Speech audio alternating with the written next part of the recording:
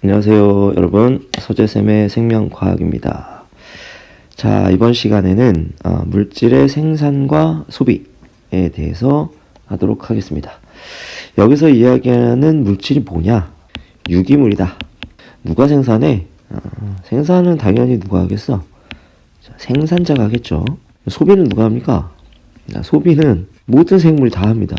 소비자만 소비한다라고 이렇게 생각할 수 있겠는데, 생산자는 생산하고 소비하죠. 소비자는 소비하죠. 그렇지. 그래서 요거에 대해서 한번 이야기해 보도록 하겠습니다. 이거 약간 경제적인 개념하고도 맞닿아 있는 거다 이렇게 볼 수 있습니다. 여기도 여러 가지 새로운 개념들이, 못 들어본 개념들이 등장하는데, 먼저 총생산량, 그렇죠? 그다음에 순생산량, 호흡량, 고사량, 낙엽량, 피식량, 그리고 생장량. 자, 요게 기본적인 용어들이고 개념이다 라고 하는 거 알아두면 좋겠습니다. 그러면 정리를 한번 해볼게요. 자, 제일 큰 개념이 뭐다?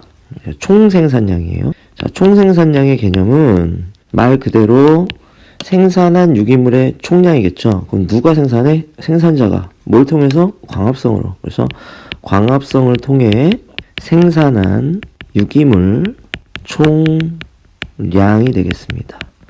보통 하나의 군집을 대상으로 하는데, 그치? 숲이다. 그러면 그 숲이 빛을 받아가지고 막 광합성을 할 거 아니야? 그럼 유기물이 만들어져. 그쵸? 그 유기물의 총량이 얼마냐? 라고 하는 겁니다. 이걸 우리가 총생산량이라고 하고, 당연히 빛의 세기가 셀수록 이 총생산량이 증가하겠죠. 그리고 여기에 들어있는 생물의 개체수가 많으면 많을수록, 그렇죠?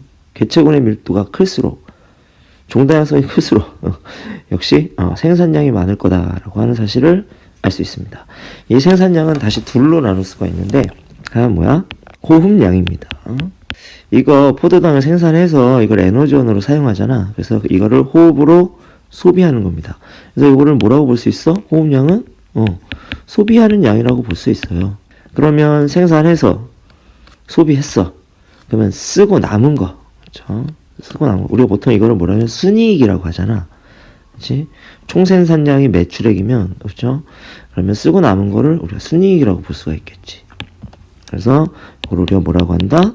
순생산량 이렇게 부릅니다. 우리 지난번에 양지식물, 음지식물 할 때 총광합성량, 순광합성량 이거 했었죠. 이거를 식물 하나의 차원에서 보는 게 아니라 군집 전체적인 차원에서 우리가 한번 보는 겁니다. 그러면 이 생산자들의 순생산량은 다시 뭘로 나눠질 수 있느냐?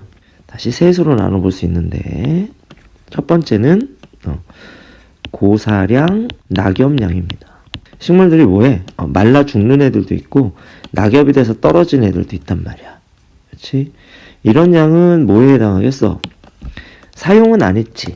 그냥 버려지는 거잖아요. 그렇지? 그래서 이거를 뭐라고 하냐면 우리가 손실량이라고 볼 수가 있어. 이거는 사용한 게 아니라 잃어버린 양이란 말이야. 그 다음에 또 뭐가 있냐면 피식량이 있어요. 초식동물이 와가지고 뜯어먹는단 말이죠. 이것도 뭐야? 손실량이라고 볼 수 있겠죠. 이렇게 소비량 빼고 손실량 빼고 나면 이제 순수하게 식물이 생산한 양들 중에서 남은 양, 그렇죠? 이 남은 양 가지고 뭐 하냐? 식물이 뭐 할 수 있어? 자랄 수 있단 말이야. 그래서 생장을 할 수 있다고. 그래서 이 나머지 양을 우리가 뭐라고 얘기한다? 생장량이다 이렇게 부릅니다. 자, 이 관계 알겠죠? 총생산량에서 소비한 양, 호흡량을 빼고 손실된 양, 고사량, 낙엽량, 피식량을 빼고 나면 그럼 뭐가 남는다? 생장량이 남는다. 그런데 여기서 이 피식량을 한번 생각을 해보도록 합시다. 자, 이 생산자가 먹혔어. 이건 누구한테 간다? 그쵸? 1차 소비자한테 갑니다. 그래서 이거는 1차 소비자가 먹은 양이 되죠. 이걸 우리가 뭐냐면 섭식량 이렇게 불러요. 그래서 1차 소비자의 섭식량이 생산량의 피식량과 같습니다. 그러면 이건 1차 소비자에게 넘어간 유기물의 양이겠죠. 그러면 1차 소비자에게 넘어간 유기물은 어떻게 되느냐? 1차 소비자도 뭐 하겠어?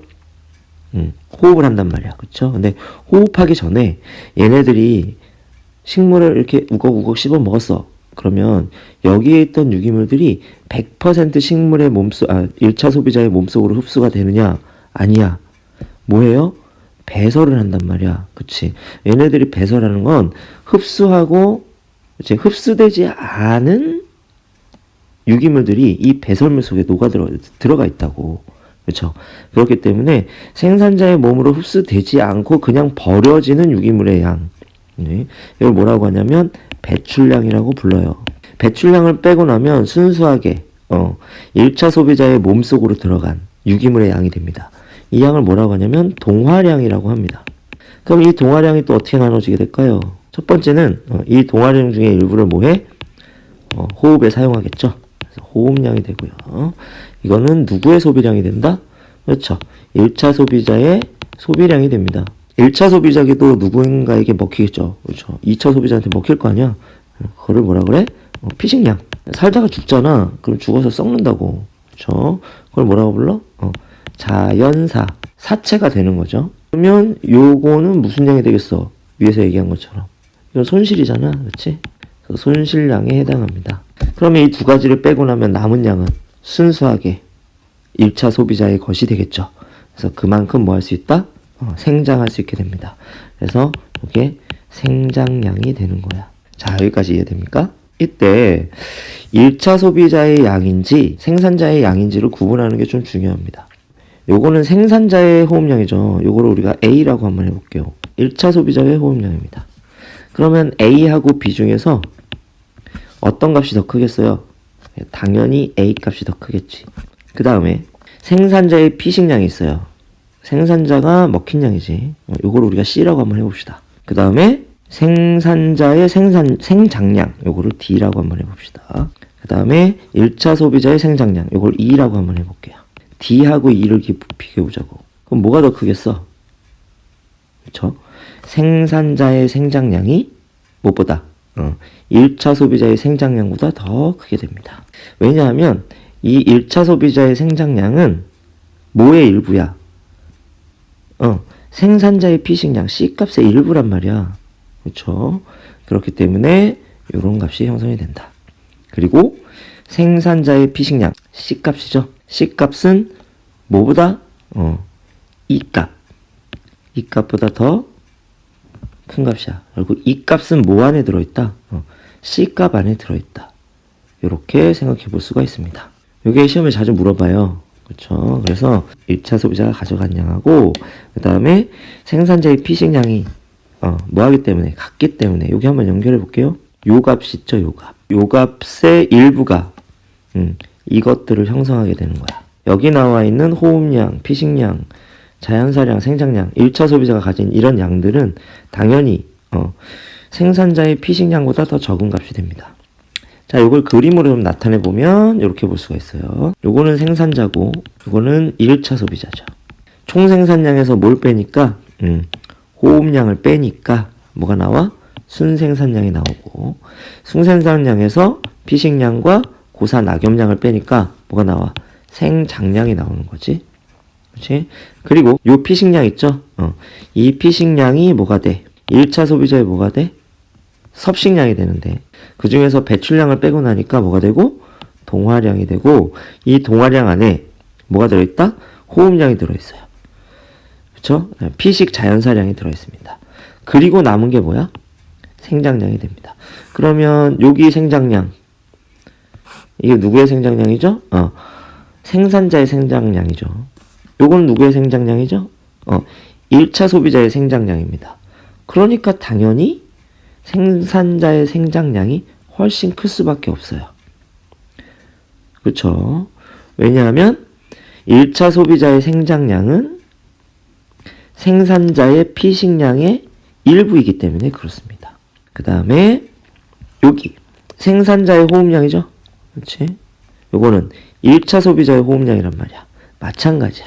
생산자의 호흡량이 1차 소비자의 호흡량보다 클 수밖에 없고요.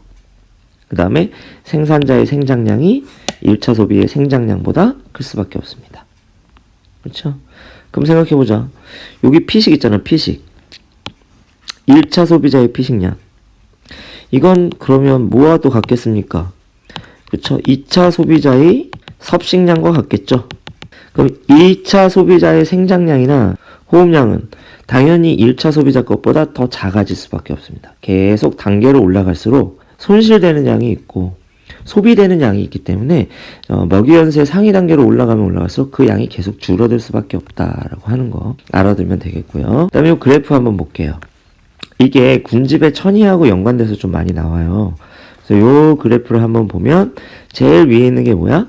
총 생산량 그래프고, 그 다음에 여기 점선으로 되어 있는 거 요게 순생산량 그래프야. 그럼 총 생산량과 순생산량의 차이. 자, 지금 빗금치는 부분 있죠? 요 빗금치는 부분이 뭐일 수밖에 없다? 호흡량이 될 수밖에 없고, 그 다음에 제일 아래쪽에 있는 요게 뭐가 돼요? 생장량이야. 그렇죠? 그러면 순생산량과 생장량의 차이, 요 빗금친 부분 있죠? 이게 뭐야? 낙엽량, 고사량, 피식량이 됩니다. 그렇지? 아까 선생님이 이걸 뭐라 그랬지? 소비한량이라고 얘기했고, 이게 뭐라 그랬죠? 손실된 양이라고 했죠. 그 다음에 이 그래프의 가로축이 뭐야? 수령이야. 숲이 성장하는 거거든. 그렇죠? 세로축은 생산량이야. 이렇게 돼요. 그러면 시간이 가면 갈수록 숲이 어떻게 되겠어? 점점 성장해가지고 숲의 식물이 점점 많아질 거 아니야. 그렇죠? 그래서 숲의 식물이 많아짐에 따라서 총 생산량이 계속 증가할 수밖에 없습니다. 근데 이상한 건 총 생산량이 계속 증가하다가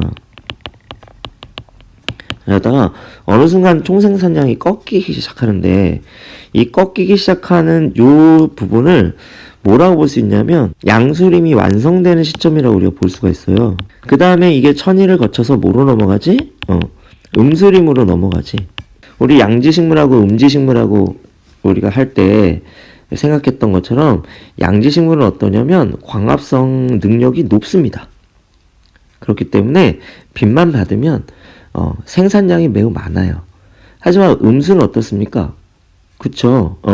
빛이 많아도 광포화점이 낮기 때문에 생산량이 적단 말이야.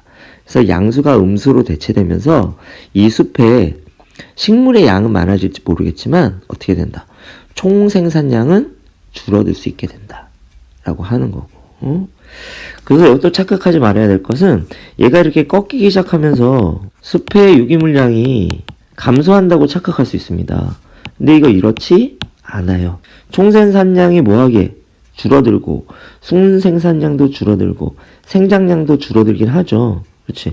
생장량이 줄어든다고 하는데 생장량이 줄어든다고 해서 생장하지 않는 것은 아니죠. 생장은 계속 일어난단 말이야. 그렇지? 다만 생장 속도가 떨어질 뿐이야. 그러니까 숲은 계속 커져요. 그렇지?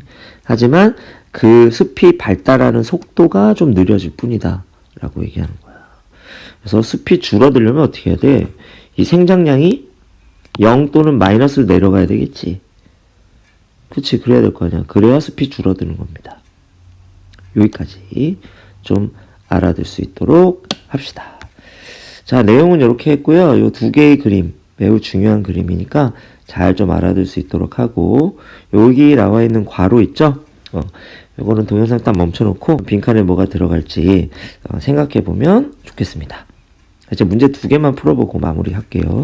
자, 첫 번째 문제. 그림 가는 어떤 생태계에서 시간에 따른 생산자의 유기 물량을 나는 이 생태계에서 질소 순환 과정의 일부를 나타낸 것이다. 기역, 니은, 디귿은 각각 순생산량, 생장량, 총생산량 중 하나이며 A와 B는 각각 생산자와 1차 소비자 중 하나이다. 일단 한번 따져봅시다. 그럼 기역은 뭐가 되겠어?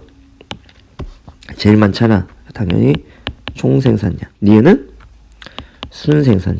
그 다음에 디귿은 생장량이 되겠죠. 그러면 기역과 니은 사이 뭐가 돼? 호흡량. 니은과 디귿 사이 이거 뭐가 돼? 고사량, 낙엽량, 피식량. A와 B를 볼게요. B가 지금 NH4와 NO3를 흡수하고 있죠. 그러니까 B가 뭐가 돼? 그렇지. B가 생산자. A는 소비자. 이렇게 되겠죠? 그 다음에 여기 동그라미 A. 이건 뭐가 되겠습니까? NH4가 플러스가 NO3 마이너스가 되네. 이게 뭐죠? 자, 질산화 작용. 보기 볼게요. 생장량은 디귿이다 라고 했어요. 이거 맞네요.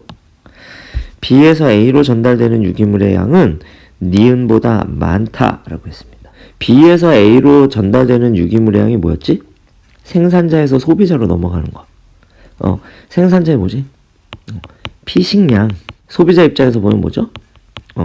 섭식량입니다. 그죠? 그러면 니은이 뭐야? 니은은 순생산량이야. 그러면 피식량은 순생산량 안에 포함되는 개념이죠. 여기 그림 다시 한번 볼까요? 순생산량 안에 피식량이 포함되어 있잖아. 그치? 그러니까 B에서 A로 전달되는 유기물의 양은 니은보다 뭐 해야 돼? 적다가 돼야 됩니다. 이거 틀렸고요. 그 다음에 과정 A에서 질소 고정이 일어난다. 이거 질소 고정 아니죠? 질산화 작용입니다. 그래서 틀려요. 그래서 정답은 기억이 된다. 다음 두 번째 문제. 그림은 어떤 식물군집의 총 생산량이 각 과정으로 소비된 양을 상대값으로 나타낸 것이다. 기억과 니은은 각각 생장량과 피식량 중에 하나이다. 그럼 기억이 피식량이지 니은이 피식량인지 아직 모르죠?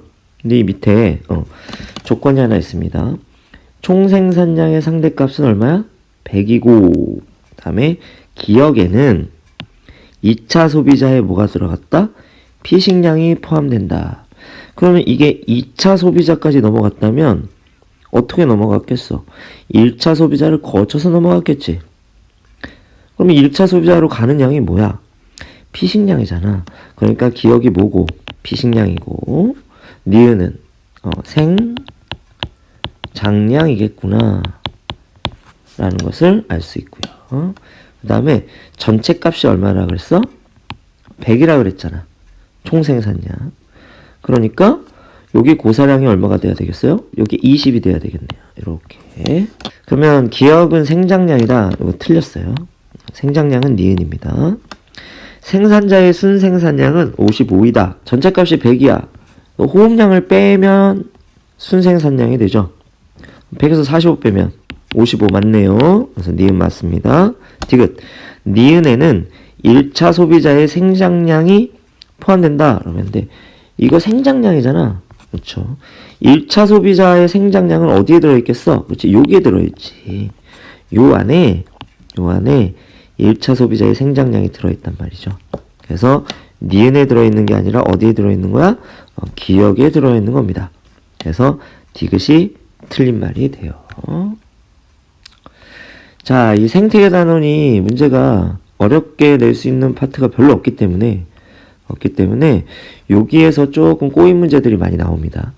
그래서 요 그래프, 요 내용, 요 그래프, 그다음에 요 도표, 그다음에 선생님이 정리해준 이 내용, 요걸 여러분들이 잘 정리해보고 그 다음에 뭐 해봐라? 관련 문제를 많이 풀어봐라. 그게 여러분들 시험도 잘 보고 할 수 있는 방법이 되겠습니다. 기말고사가 얼마 안 남았어요. 그렇죠? 여러분들 최선을 다하고